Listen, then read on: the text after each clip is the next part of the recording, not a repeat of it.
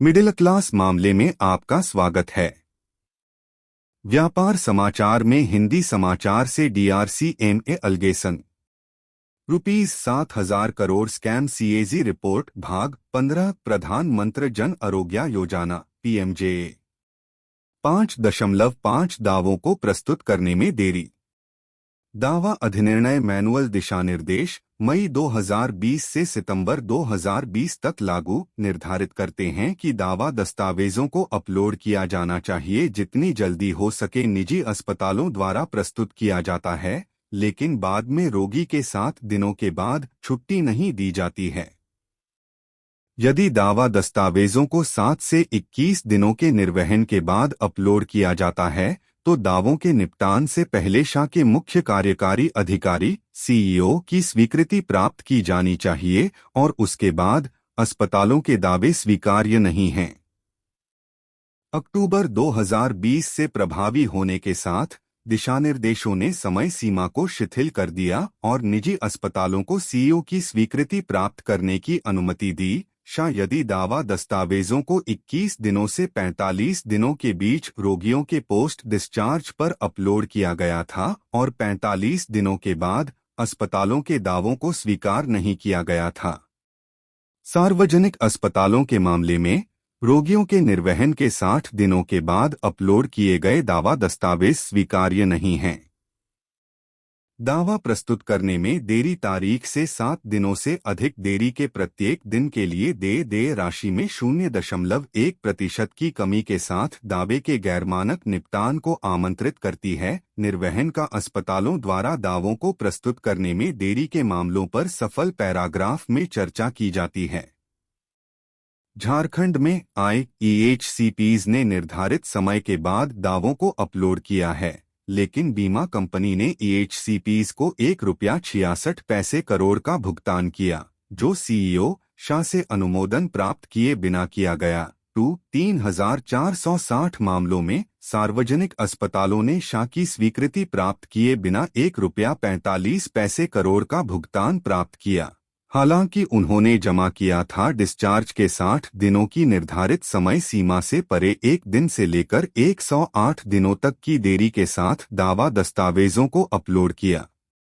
लद्दाख में 15 दिनों के टर्नअराउंड समय TAT के 16 से 504 दिनों के बाद परीक्षण चेक किए गए अस्पतालों द्वारा 160 मामलों में दावे शुरू किए गए थे। राजस्थान में निर्धारित समय के भीतर 288 अस्पतालों द्वारा 3,796 दावे प्रस्तुत नहीं किए गए थे, हालांकि ₹1.26 करोड़ की पूरी दावा राशि का भुगतान उन्हें बिना कोई जुर्माना लगाए किया गया था। तमिलनाडु में 170 मामलों में दावा प्रस्तुत करने में देरी 300 दिनों से अधिक थी। त्रिपुरा में 51 मामलों में निजी अस्पतालों द्वारा 9.39 लाख रुपए की राशि का दावा अस्पतालों को किए गए निर्वहन और भुगतान के 45 दिनों से परे प्रस्तुत किया गया था।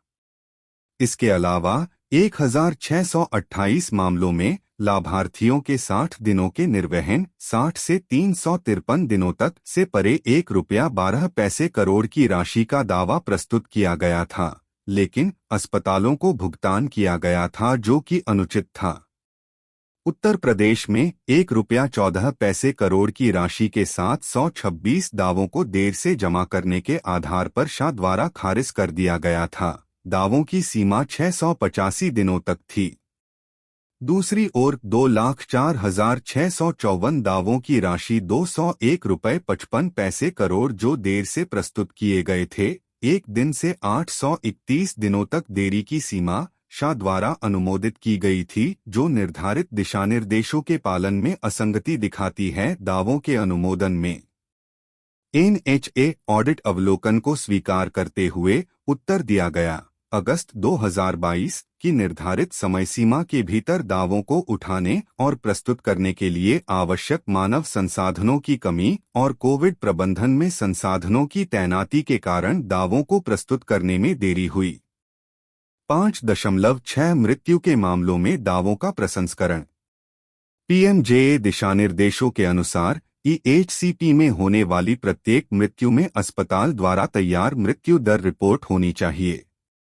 प्रत्येक EHCP को 7 दिनों के भीतर दावों को प्रस्तुत करने के समय शाह को एक मृत्यु दर रिपोर्ट प्रस्तुत करनी चाहिए। राज्य मृत्यु दर और रुग्णता समिति सभी मृत्यु दर मामलों की डेस्क बटा फील्ड मृत्यु दर ऑडिट करती है। यदि यह देखा जाता है कि लापरवाही या मृत्यु दर के कारण हुई मौत के महत्वपूर्ण निष्कर्ष हैं, अस्पतालों के खिलाफ उपयुक्त कार्रवाई करने की आवश्यकता है और SHA द्वारा प्राप्त और समीक्षा की गई संतोषजनक व्याख्या तक दावा राशि को रोक दिया जाना है। गुजरात में मृत्यु मामलों की मृत्यु रिपोर्ट 1547 शाह में रिकॉर्ड पर उपलब्ध नहीं थी और राज्य मृत्यु दर और रुग्णता समिति द्वारा किए गए मृत्यु दर ऑडिट मृत्यु समीक्षा की संख्या भी शाह के साथ उपलब्ध नहीं थी। इसके अलावा सिविल अस्पताल अहमदाबाद ने अस्पताल में होने वाले 128 मौत के मामलों के लिए मृत्यु दर रिपोर्ट प्रस्तुत नहीं की है और इस प्रकार 40.03 लाख रुपए की दावा राशि का निपटान किया जाना बाकी था। NHA ने कहा अगस्त 2022 की राज्य ने पुष्टि की है कि उसने पहले ही अस्पताल को भुगतान कर दिया है, तथापि चूंकि UTR अपलोड करना लंबित था, इसलिए मामलों को निपटान के लिए लंबित दिखाया गया है। उत्तर स्वीकार्य नहीं है क्योंकि NHA ने इसके लिए कोई दस्तावेज या सबूत नहीं दिया है। उत्तराखंड में 120 मामलों में अस्पतालों से मृत्यु सारांश प्राप्त किए बिना 15.35 लाख रुपए का भुगतान किया गया था। मृत्यु प्रमाण पत्र और मृत्यु के कारण का भी उल्लेख नहीं किया गया था। NHA ने कहा अगस्त 2022 कि सभी मृत्यु मामलों को दिशानिर्देशों के अनुसार CPD/ISA द्वारा संसाधित किया जाता है और यदि पोस्ट क्लेम ऑडिट के दौरान दस्तावेजों में कमी के साथ कोई मामला पाया जाता है, फिर वही शाह द्वारा खारिज कर दिया जाता है। हालांकि उत्तर ने ऑडिट अवलोकन को संबोधित नहीं किया है। 5.7 अपर्याप्त सत्यापन जांच। डेटा सत्यापन डेटा की सटीकता और गुणवत्ता सुनिश्चित करने की प्रक्रिया को संदर्भित करता है। यह इनपुट और संग्रहीत डेटा की तार्किक स्थिरता सुनिश्चित करने के लिए एक प्रणाली में कई चेक का निर्माण करके कार्यान्वित किया जाता है। पूर्व प्राधिकरण से पहले प्रवेश जैसे अपर्याप्त सत्यापन की जांच, योजना की शुरुआत से पहले लेनदेन, रोगी के निर्वहन के बाद सर्जरी, दावों को प्रस्तुत करने से पहले भुगतान, गैर उपलब्धता शास में ऑडिट के दौरान उल्लिखित अमान्य तिथियां और अन्य प्रविष्टियां आदि तालिका -5.3 में सारणीबद्ध हैं। तालिका -5.3 अपर्याप्त सत्यापन जांच। SL नहीं। राज्य त्रुटि राशि शामिल टिप्पणी। 1. योजना की स्थापना से पहले असम लेनदेन 3.06 लाख भुगतान की तिथि 59 मामलों में योजना की स्थापना से पहले थी। दावा प्रस्तुत करने से पहले भुगतान 4.70 लाख का दावा 70 मामलों में पूर्व जमा करने की तारीख का भुगतान किया गया था। दावा करना। दावे के अनुमोदन की तिथि 0 है। 2.68 करोड़ रुपए के दावे की मंजूरी की तारीख 1908 मामलों में 0 है। रोगी के निर्वहन के बाद सर्जरी 7.03 करोड़ की सर्जरी की तारीख 6663 मामलों में छुट्टी की तारीख के बाद थी। दावा स्वीकृत राशि से कम राशि का भुगतान 6.89 करोड़। दावा अनुमोदन से पहले भुगतान किया गया 0.07 करोड़। 2. हरियाणा कुछ महत्वपूर्ण तिथियों की अनुपलब्धता। कुछ महत्वपूर्ण तिथियों की अनुपलब्धता को TMS प्लेटफॉर्म में भी नोट किया गया था। प्रवेश तिथि, डिस्चार्ज तिथि, पूर्व प्राधिकरण तिथि, दावा प्रस्तुत करने की तारीख और दावा अनुमोदन तिथि को राज्य में 56,702 मामलों में नल के रूप में चिह्नित किया गया था। 3. जम्मू कश्मीर और गलत ID घरेलू 3.76 लाख सिस्टम दावों को संसाधित करते समय गलत घरेलू ID का पता लगाने में असमर्थ है।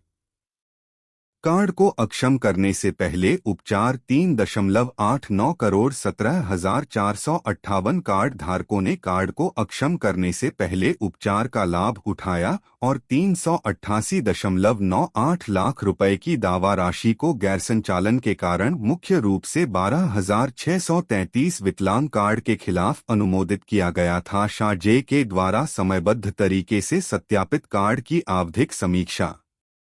विकलांग कार्ड पर उपचार 5.51 लाख 5.51 लाख रुपए को 241 विकलांगों के खिलाफ मंजूरी दी गई थी, जो ऑटो की कमी का संकेत देता है।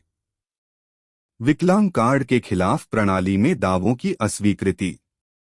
4 रोगी आयु कॉलम 17 लाख ईएचसीपी में झारखंड अमान्य बटा अशक्त प्रविष्टियों ने 150 मामलों का इलाज किया है, जिसमें रोगियों को उम्र के अमान्य या अशक्त प्रविष्टियां होती हैं।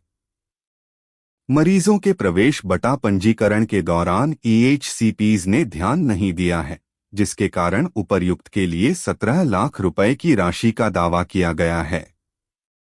अनियमितताओं। 5 लद्दाख कुछ महत्वपूर्ण तारीखों की अनुपलब्धता। अस्पताल से रोगी के निर्वहन की तिथि 15 मामलों में उपलब्ध नहीं थी। 6 मध्य प्रदेश कुछ महत्वपूर्ण तिथियों की गैर उपलब्धता। 1,32,836 दावों में टीएमएस डेटाबेस में नल के रूप में पूर्व प्राधिकरण या प्रवेश की तारीख थी। इसके अलावा 1,66,193 दावों की राशि 11 पैसे लाख थी या तो दीक्षा की तारीख थी। पूर्व प्राधिकरण या अनुमोदन की तारीख एसएल नहीं। टीएमएस डेटाबेस में नल के रूप में पूर्व प्राधिकरण की राज्य त्रुटि राशि शामिल टिप्पणी। पूर्व प्राधिकरण दीक्षा तिथि से पहले प्रवेश। लाभार्थियों को 16,643 दावों में पूर्व प्राधिकरण की मंजूरी से पहले भर्ती किया गया था, इसके बाद इसे अस्वीकार कर दिया गया था। 7 प्रवेश की तारीख से पहले डिस्चार्ज का महाराष्ट्र डेटा पूर्व प्राधिकरण 3,231 रिकॉर्ड 233 ईएचसीपी पाए गए, जहां डिस्चार्ज की तारीख अस्पताल में प्रवेश की तारीख या ईएचसीपी में सर्जरी बटा थेरेपी की तारीख से पहले थी। 8 टीएमएस पर एनएचए द्वारा उठाए गए ट्रिगर के पंजाब फॉलोअप। एनएचए ने टीएमएस डेटाबेस के तहत संदिग्ध गतिविधियों के कारण 995 ट्रिगर उठाए। शाह द्वारा 775 ट्रिगर्स के खिलाफ अंतिम कार्रवाई की गई थी और 220 ट्रिगर्स पर कार्रवाई अभी भी प्रक्रिया के तहत है। टीएमएस डेटाबेस में रोगी अद्वितीय आईडी बिस 6.32 लाख में नहीं मिली। 29 मामलों में टीएमएस डेटाबेस में कार्ड नंबर PMRSS आईडी बिज में लाभार्थियों के PMRSS आईडी के साथ मेल नहीं खाता था डेटाबेस, जबकि इन लाभार्थियों की घरेलू आईडी हिद दोनों डेटाबेस में मेल खाती है। इन मामलों में अस्पतालों को 6.32 लाख रुपए का दावा भी किया गया था। 9 राजस्थान प्रणाली दावा प्रस्तुत करने की तारीख से पहले भुगतान की तारीख की अनुमति देती है और छुट्टी की तारीख की तुलना में बाद की तारीख में पूर्व प्राधिकरण की तारीख। डेटा विश्लेषण के परिणाम 8 जनवरी को प्रदर्शन किया गया। 2022 ने खुलासा किया कि दावा प्रस्तुत करने की तारीख बाद में 281 दावों के लिए दावा भुगतान की तारीख से अधिक थी, जिसकी राशि 21 पैसे करोड़ थी और रोगियों के सामने 942 दावे प्रस्तुत किए गए थे डिस्चार्ज, जिनमें से 803 दावों 47 पैसे करोड़ का भुगतान किया गया था। इसके अलावा डेटा विश्लेषण 3 जनवरी 2022 को प्रदर्शन किया गया से पता चला कि 18,30,487 में से 15,530 दावों 0.85% में डिस्चार्ज की तारीख की तुलना में बाद की तारीख में पूर्व प्राधिकरण किया गया था। इसके अलावा इन 15,530 दावों में से 12,826 दावों 82.59% की राशि 12 रुपये 48 पैसे करोड़ का भुगतान किया गया था। 18 वर्ष से अधिक आयु के मरीजों को बाल रोग विशेषता पैकेज 18.16 करोड़ के तहत उपचार प्रदान किया गया। सामान्य प्रवेश में रोगी की लेन देन आईडी 5.13 करोड़ की सामान्य प्रवेश में रोगी की लेन देन आईडी 15,100 संसाधित दावों में प्रवेश की तारीख पर उत्पन्न नहीं हुई थी, जिसमें से 12,072 दावों 79.95% का भुगतान किया गया। कृपया वीडियो को लाइक करें। कृपया चैनल को सब्सक्राइब करें। कृपया वीडियो को अपने दोस्तों और रिश्तेदारों के साथ साझा करें। देखने के लिए धन्यवाद।